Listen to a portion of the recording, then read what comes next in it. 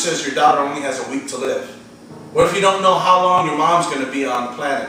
What would you do? I'm Al with Rock Fellowship Chapel, and I'm here with a very, very, very important young lady.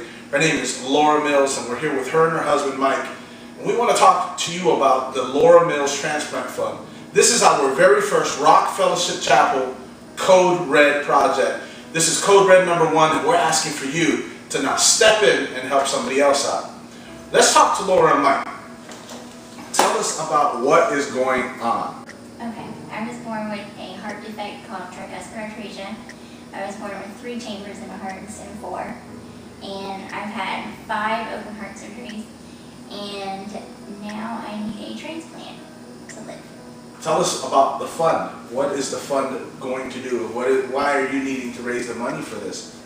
Well, I have Medicare and insurance, but it doesn't pay for everything. And I have a lot of doctor bills. We have to go back and forth to Gainesville all the time. I have to have procedures done. And it helps in the traveling there. Sometimes he might have to get a hotel if he can't stay in the room with me. So it helps with that stuff as well as medical bills. And you say you've had 5 surgeries? Yes. Tell us about those. How was that like? How old were you when you had your first one?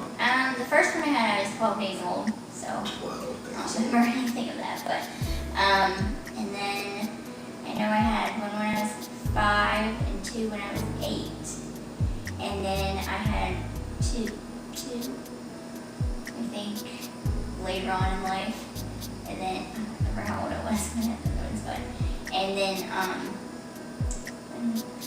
now it's just time for the transplant. Like, there's nothing else they can do. Yes. Mike, how's it been going through all this with your wife? How long have you guys been married? We'll be married 12 years. Wow. In July 22nd this year. As far as the toll it's taken on our lives, really just, I mean, I knew what I was getting into when we got married, and we were dating and things like that. We got married, but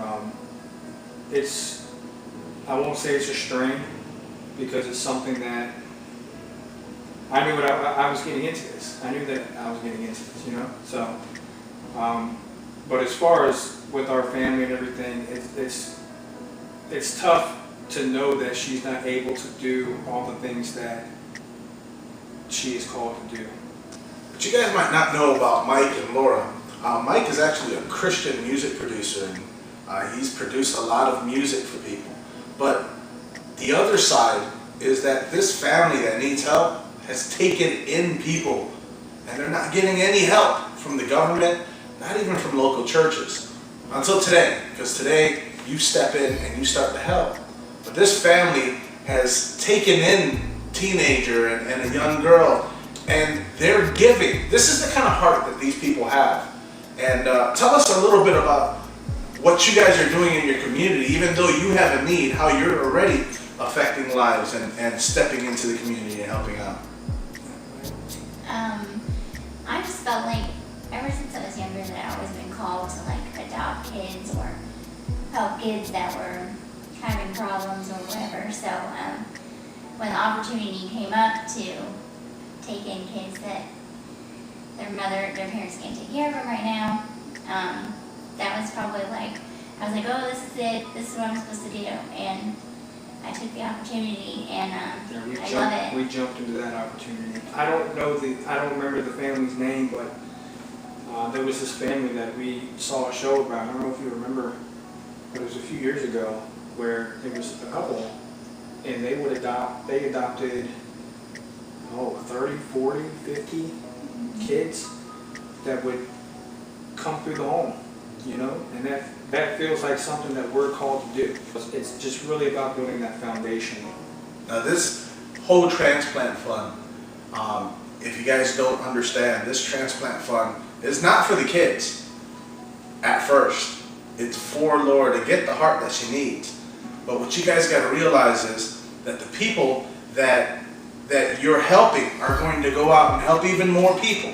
So just the thought of knowing that you're not just going to affect one life, you're going to affect multiple lives by your one donation. We can't stress to you enough what Code Red is trying to do with each project that it does. But this project is just even more special because we're not going to get to just affect one person, but we're going to get to affect the family and multiple generations to come by helping this one person out. So if you have not already gone to our website, clicked on the link for the Lora Mills Transplant Fund, saw it on Facebook, seen it on Twitter, please look for Lora Mills Transplant Fund on Facebook, Twitter. You can go to our website, rockfellowshipchapel.org, and you can also find it there. Watch this video like you may be doing already and get more information about updates and all of that. It's going to take you to a site called Indiegogo. Now, Mike, you set this up for her. Yes. Explain what Indiegogo is doing and how it's helping and what that site is about. Indiegogo.com is a very reputable site. I looked at numerous sites, and after doing that homework, Indiegogo was that was the spot. Through this website, people can go in and make a donation of whatever amount. Is there a specific amount? They can go in and or everyone can go in and they can read the whole story. They can watch videos. There's 3 specific videos up right now. There's one with Dr. Mark Blywise, who actually does her open heart surgeries now. He's the surgeon from Shands Hospital at the University of Florida. So there's a video there of him introducing himself and what he does, things like that. Also, there's one of a trip that we took to Shands, so people can see kind of what she goes through when we go to Shands at the University of Florida. Then there's one where we're just being ourselves, kind of explaining. Yeah, she laughs for 5 minutes. She gets the giggles when we try to do. We only took 2 takes on this one, by the way, ladies and gentlemen. But let's not get her started. They threatened. People, I can't tell you how much it's going to mean to their family and to the kids that they're affecting, to our church, that you get behind this and you help. And I'm just excited. I'm ecstatic that people are stepping up. And to be a part of a ministry here at Rock Fellowship Chapel, and just to have people that really care, and you know that they're family, it's just, we don't have the words. We don't have the words for it. And Rock Fellowship Chapel, those of you that are just following, just watching what we're doing, they're not just members of the church. He's going to be in charge of our sound, and she's in charge of our children's ministry. So these are people that are not just a part of our congregation, just sit there. These are people that have put their hands to the plow. So it's important that we get behind our family and really help. Remember, fellowship in the scriptures in Acts, they helped each other out. They sold everything if they had to meet other people's needs and to make sure that every need was met. That's what it says in Acts. And that's what Rock Fellowship Chapel is about. One of the things we're going to do before we leave, some of you may or may not know, but I'm an artist as well, and I want to start an auction. We're going to start this on Facebook. Highest bid is going to get this. I don't know how much time we have left to raise the funds on the first 10,000. I think there's like 52 days. 52 days as of today. Today is June 9th. So just consider that. But up until the end of this auction, man, we're going to go for the next 30 days and raise the funds on this. Highest bid, all of the proceeds, nothing will go to me. All the proceeds go directly to the Lora Mills Fund.